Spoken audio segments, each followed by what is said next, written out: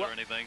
Here in Portland, the people and the management here, they say this is not just a game, it's an event, and they mean it. They're promotion crazy, and everybody loves it. Yeah, there were some real awards made here just a minute ago, though. This is the man who was the Coach of the Year. We've got a mic on him for tonight's game, so we'll be joining him along the bench tonight. But Barry Trotz, last season for the Cape Breton Oilers, tied up on the back of the net, and they get the whistle, and Kaminsky's at it again, and there they go. Kaminsky's trying to get his club fired up. And he put a bump on Van Kessel. Man!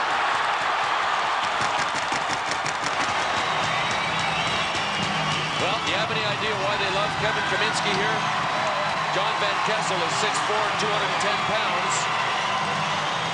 And Kevin Kaminsky is 5'9", and 170 pounds.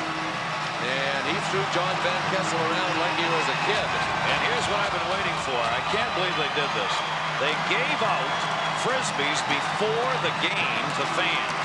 And there was no question before the night was over this was going to happen. And here it is. There were about 4 boxfuls of these things given out to the fans. Never give away things before the game. Yeah, ever. A lot of organizations have learned this the hard way. Thank God it wasn't sticks and pucks given out tonight. It was only Frisbees. Yeah. Kessel get 5 for fighting at 16:03, and the fans will get a major for Frisbee as they clear the red ones off the. Look at the players. Deck. The players are out there. The Oilers players especially are out there. And some of the Pirates players getting them cleaned up. Yeah. There is misconduct. There are lots of things that can be said about that name on that jersey. While you're rolling on the floor saying them. Why? Well, she doesn't look anything like Dale Hunter, but Kevin Kaminsky does a little bit. We talked about the comparison. Dale Hunter is bigger, but boy, they play a lot alike, same kind of style, and when a spark is needed, they are both there to try and get it done. This is some footage of Dale Hunter playing for the Washington Capitals against a much bigger man in Uwe Krupp, who at that time was with the New York Islanders. He's now with Quebec. Krupp is 6'5", 235 pounds. Even without the helmet, doesn't matter to Dale Hunter, and obviously from what we've seen tonight, doesn't matter to Kevin Kaminsky either. Yeah, 2 players who really do earn their stripes by playing hockey that way. Yeah. Here's how this started tonight. Okay, watch. It's going to go into the bottom corner. Here comes Kaminsky. Went right for John Van Kessel. Van Kessel gave him a shot, and then they said, "Okay, let's go." Well, I've got to tell you what. He started pulling Van Kessel off balance, and even though his jersey came up, he dinged him. And you might have noticed that John Van Kessel ended up with a bloody nose. Pound for pound, he scares the hell out of me, Kevin Kaminsky. Well, in the game, as you know, Bill, far better than I, especially.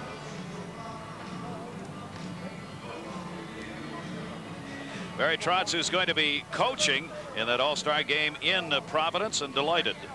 Well, I think that's just a great honor. It's going to be great. You know, this league is a development league, and there's some future stars. You know, there's some people around the league who you know are going to play in the National Hockey League, and you're going to have long careers. And to be part of it after a absence of 35 years, I'm tickled pink. I think I'm going to take my camera down there, and I'll be taking a lot of pictures and get a lot of autographs.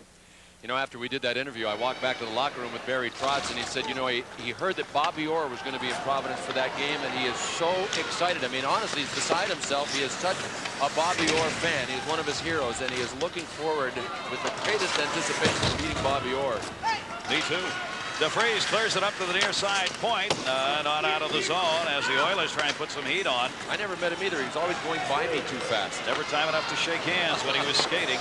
Our game was that I asked him jokingly, what kind of system are you going to use? He said, I'll just roll the lines, open the door. He said, but I'll tell you what I'm going to tell my players before the game. He said, I'm going to tell them that they should play and owe it to themselves to play the way they normally play. He said, because all you need is one person, the right person, to see you and like what you do in that game, make a trade for you, and get you into the NHL. This could be your big chance. Big motivating factor. Yeah, man. There is a place to go when you're playing here in this level.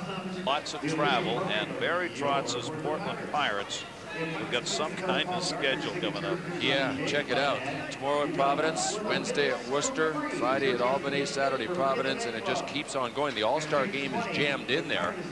So Barry Trotz not only has a difficult schedule, but he is facing that schedule with a team that is really banged up. He'd love to get some folks back. Cape Breton Oilers on the road. They decided, Peter Mahavlich did, keep out a couple of his starters in tonight's game. Claude Jutras, who usually starts, and Joseph Cerny usually starts. Both men score. Shot in the same net, rebound, batted up in the air, knocked away by Gage. It actually went behind him and then came back out in front so he could knock it away. Gage. Another glove save. What a glove. He is really quick. He reminds me of Frank Pure with that glove. Straight down the middle, score! A defensive lapse, and Nick Strato. You don't blame your goalie on a shot like that. If you can pick that little spot up in the corner and get that much velocity on it, you deserve the score.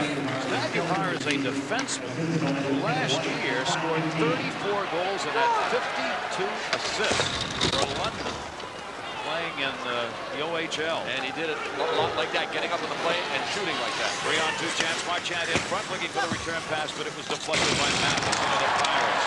Good hard hit, put on in the corner. Jason Christie moved over and put the shot on. Fans applauding it back the other way. Chance to try and 2-on-1. And they do! The Portland Pirates respond. Kevin Kaminsky, 1-1.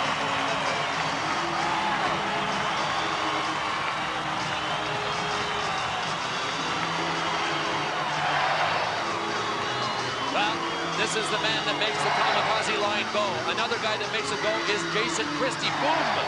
On Todd Marchand. Just level Marchand. Then away went his guys. Kevin Kaminsky. He doesn't have any protection on his ears either. You know, when we were here last time, the coach was telling us he'd already had 200 stitches in his face. Look at the scars he's got from this season alone. They don't make enough plastic to protect him, I don't think. Power play in a full 5 minutes for a separate. Peter White involved in it. And there's Kaminsky, who's tied this game up at 1-1. Yeah, after that big hit in the corner by Jason Christie, away they came, and it was a good pass, too. And that defenseman really didn't shift lanes. He needed to shift lanes, but this is a great move. Look where the shot goes. Right up under.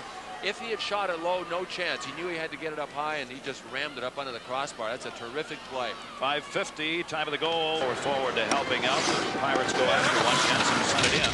Gage played it around. Jensen was over there to help cut it off. They've got Brunette set up in front. Brunette knocked away from the puck. It rolls all the way to the near side corner. Oliver cleared it around. 1 minute left to go in this period. Ustorf over there holds it in. Brunette looking to the front. Mops is set up there. They sent one of the knee down low. Mops set up in front of the net. Tried to tip it. Shot, score!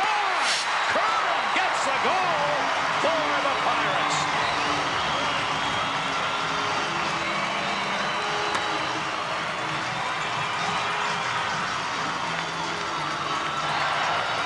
What a play by Brian Curran. He looked like a goal scorer. But guess what? This is goal number 1 for Brian Curran, and you could have fooled me. Watch him. He ends up with the puck. He shelves it. What a great play. He should be excited. I'm sure the first question some of the guys asked when they got into it was, what were you doing in front? He's a defensive defenseman. But when Brian Curran got it and looked, he made a terrific decision and showed us some pretty good skill by just shelving it up and over Joaquin Gage. Nice play. Huge goal. That's the one we were talking about that they wanted. Oh, look at this. And now we got a fight with Banks moving over. Before the puck was even dropped, Banks and Dennis Bovey. Oh, man. He's rocked him close. Oh, baby. I think Banks took a good one, too, right off the bat. Hey, listen. It worked when Kevin Kaminsky got the boys revved up. Darren Banks said, I want a job. I was out of work until last night. I'm going to go for this one myself. So Banks, who joined the team today, will be leaving with 44 seconds left to go, but I guarantee you none of the fans are going to be leaving the Cumberland County Civic Center. It looked a little Fine hockey game. This has been a good game to watch. Yeah, I've been really impressed. We knew that this young Cape Breton Oilers team was fast. I mean, they're built after the great Edmonton Oilers teams. Glenn Sather knows that speed wins, and that's the way they won with Wayne Gretzky's era in Edmonton. So this is a fast team, but they're better defensively than I thought. But now Portland's trying to bring in the muscle, and they got some misconducts. They do have some misconducts, and some of those misconducts look a lot better than the ones you've seen tonight. Love. There's nothing in the world that compares to the feeling that fills my heart when you hold me close to yours. By day, Cheryl Brown lives in a world of hearts and flowers, designing greeting cards that are laced with sweetness and sensitivity. Come on, killer! Go get him, Jenner! Oh, I think he's bleeding. By night, she lives in a world of slashing and checking as misconduct, the penalty box attendant for a minor league hockey juggernaut called the Portland Pirates. Penalties get called against them, and I'm in there in the box and to comfort them. She enjoys her job, and when we're in a penalty box, you know, we enjoy our job too. Hey, Kevin, I didn't think you'd be in to visit me so early. You and I. Well, I know every team I've played on, it's a bunch of old men sitting in the penalty box. In Philly, they have the guys with the face masks on now, and here in Portland, we've got ourselves a good-looking lady with a great set of legs on her. I increase my vocabulary every night, I think. With exotic phraseology. Exotic, that's a good word. I don't mind sitting next to her. She kind of smells sweet, I know that. Jeez, where's my manners? I haven't even waited on you. What do you guys talk about? Oh, we talk about the game. She tries to just calm me down and get you going for next time you're on the ice. How you doing? How are you feeling? Go get him, Bruno! Try to ask her out on dates, you know, just the usual things. Have you asked her out? Oh, no. Not enough guts yet. Has a player ever asked you out? No, not yet. Are you married? No, I'm not. You have a girlfriend? No, I don't. Why, I mean, you know. Well, hey, never know what could happen. With hospitality and service like this, it's no wonder the Pirates are among the league leaders in penalty minutes. It's kind of good getting penalties, actually. My mom and dad don't even know what, you know, it's supposed to stay on the penalty box, but they don't know what's in the penalty box to get hit in there for. Any players who have taken a penalty on purpose just to get in the penalty box and see you? Maybe a couple times, maybe out of curiosity. Are you all together? Where'd it go, babe?